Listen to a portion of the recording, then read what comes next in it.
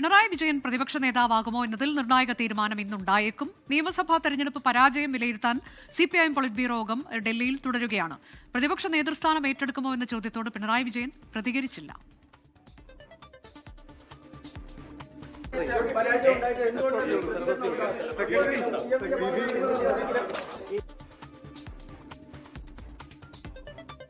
ബൽറാം നെടുങ്ങാടി വിവരങ്ങളുമായി. ബൽറാം, വളരെ പ്രധാനപ്പെട്ട യോഗമാണ് നടക്കുന്നത്. അതിൽ തെരഞ്ഞെടുപ്പ് പരാജയത്തിന് കാരണമായ ഘടകങ്ങൾ എന്തൊക്കെ എന്നത് പരിശോധിക്കും. ഒപ്പം തന്നെ ഏറ്റവും പ്രധാനമായി നമ്മൾ അറിയാൻ കാത്തിരിക്കുന്നത് ആരാകും പ്രതിപക്ഷ നേതാവ് എന്നുള്ളതാണ്. പിണറായി വിജയൻ പ്രതിപക്ഷ നേതാവാകുമോ എന്നുള്ള ചോദ്യത്തിനൊരു അന്തിമ ഉത്തരം ഇന്ന് കിട്ടുമോ?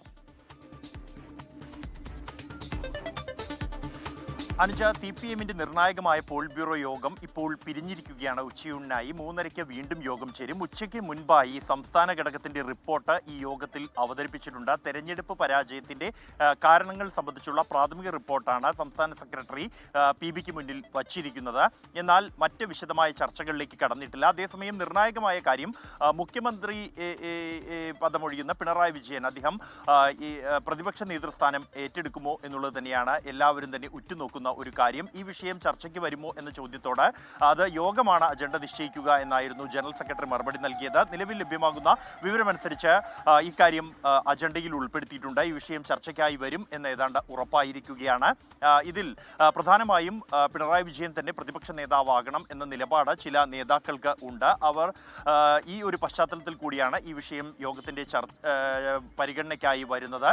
കാരണം അത്തരത്തിൽ പിണറായി വിജയൻ പോളിറ്റ് ബ്യൂറോ അംഗമാണ്. അതുകൊണ്ട് തന്നെ അദ്ദേഹം ഉൾപ്പെട്ട ഘടകമാണ് അക്കാര്യത്തിൽ തീരുമാനമെടുക്കേണ്ടത്. മറ്റൊരു വിഷയം, 75 വയസ്സ് പ്രായപരിധി പാർട്ടി നിശ്ചയിച്ചിട്ടുണ്ട് പദവികൾ ഏറ്റെടുക്കുന്നതിന്. പിണറായി വിജയന് മുൻപ് മുഖ്യമന്ത്രിയാകുന്നതിനും പോളിറ്റ് ബ്യൂറോയിൽ തുടരുന്നതിനും ഇളവുകൾ നൽകിയിരുന്നു. ഈ വിഷയത്തിലും PBയുടെ നിലപാട് അറിയേണ്ടതുണ്ട്. അതുകൊണ്ട് തന്നെ ഈ കാര്യങ്ങൾ വിശദമായ ചർച്ചയ്ക്ക് വരേണ്ടതുണ്ട്.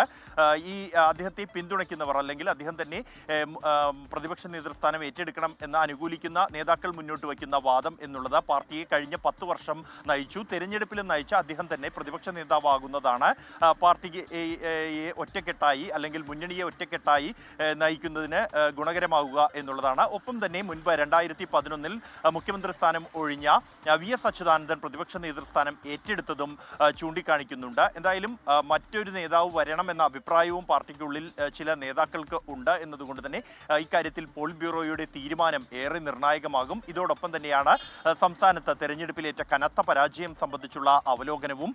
ഇന്ന് എന്തായാലും പ്രാഥമിക അവലോകനമായിരിക്കും ഇന്നും നാളെയുമായി നടത്തുന്ന ചർച്ചയിൽ ഉണ്ടാവുക. അതിനുശേഷം സംസ്ഥാന സെക്രട്ടേറിയറ്റും സംസ്ഥാന സമിതി യോഗങ്ങൾ ചേരുന്നുണ്ട്. തുടർന്ന് ബ്രാഞ്ച് തലത്തിലുള്ള ചർച്ചകൾ, അവലോകനങ്ങൾ ഈ വിഷയത്തിൽ ഉണ്ടാകും. തുടർന്ന് മെയ് 22-ന് കേന്ദ്ര കമ്മിറ്റി യോഗം നടക്കുന്നുണ്ട്. ആ ഒരു ഘട്ടത്തിലാകും വിശദമായ ചർച്ചകൾ നടക്കുക. എന്തായാലും ഇന്നത്തെ റിപ്പോർട്ടിൽ സംസ്ഥാന ഘടകം മുന്നോട്ട് വച്ചിരിക്കുന്ന ന്യായീകരണങ്ങൾ, അതിന്റെ കാരണങ്ങൾ സംബന്ധിച്ചുള്ള റിപ്പോർട്ട് എന്ത് എന്നുള്ളതും നിർണായകമാണ്.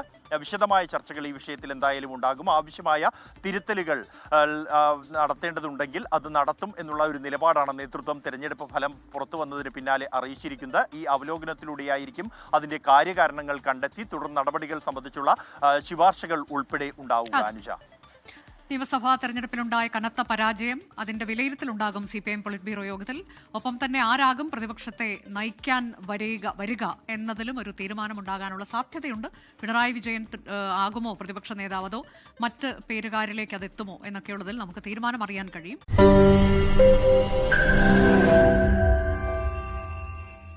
ലോകത്തെവിടെയായാലും ഏത് സമയത്തും 24 വാർത്തകളും ഓഗ്മെന്റഡ് റിയാലിറ്റി പാക്കേജുകളും എക്സ്പ്ലെയിനറുകളും വിശദമായി കാണാൻ ഞങ്ങളുടെ YouTube ചാനൽ നിങ്ങൾക്ക് സബ്സ്ക്രൈബ് ചെയ്യാം.